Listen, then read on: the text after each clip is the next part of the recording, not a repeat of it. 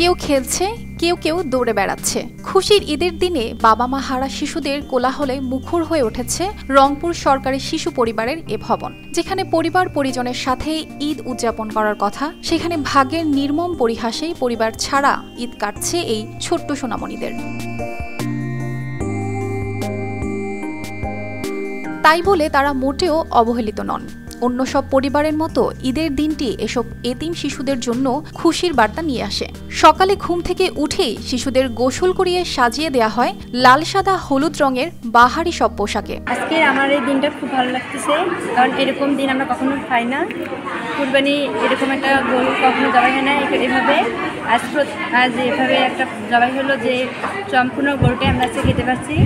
রংপুর কেন্দ্রীয় বাস টার্মিনালের পাশে অবস্থিত সরকারি শিশু পরিবার, সেখানেই নিবাস এই সোনামণিদের। বাঙালির ঈদের চিরায়ত নিয়ম মেনে সেমাই, চটপটি, জর্দা, খিচুড়ি সহ পুষ্টিকর বিভিন্ন খাবার খেয়ে কেন্দ্রের নির্দিষ্ট স্থানে খেলাধুলায় যোগ দেয় নিবাসীরা।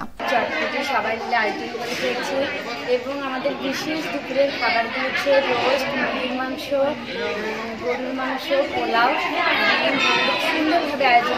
ঈদুল আজহা উপলক্ষে নিবাসীদের জন্য রঙিন জামা আর বাহারি ধরনের উন্নত মানের খাবার শিশু পরিবারে ঈদ উদযাপন আনন্দমুখর হয়ে উঠেছে। সকালে খেয়েছি পরোটা, জামাই আর 11টা দিয়ে চটপটি, আর দুপুরে হচ্ছে রোস্ট, তারপরে হচ্ছে সালাদ,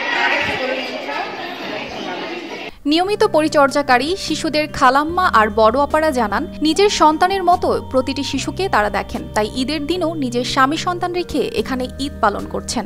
আমরা সবাই এই যে যারা এখানকার স্টাফ, আমরা সবাই এখানে আছি, সবাই আমাদের নিজ নিজ পরিবার রেখে এখানে এই পরিবারের সাথে ঈদ করতেছি। এটাই আমাদের ডিউটি, এটাই কাজ, এটাই আনন্দের সাথে আমরা করি। আমার ভালো লাগে, কারণ আমার তো বাবু নেই, আমি এদের সঙ্গেই থাকি, এরাই আমার নিজের বাচ্চার মতো।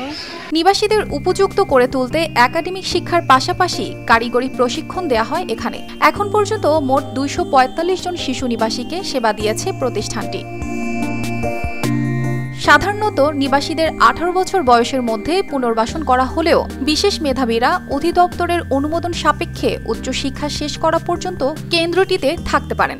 তাদের শিক্ষা বোঝার জন্য আমাদের এখানে শিক্ষক আছে, তারা তাদের পরে খণ্ডকালীন শিক্ষক দেওয়া আছে, ডাক্তার আছে, তারপরে আমরা আবার রুটিন মাফিক তাদের ক্লাস নিয়ে থাকি। তাদের স্কুল সময়ের বাইরেও আমরা ক্লাস নেই, রুটিন মাফিক আমরা তাদের ক্লাস নেই।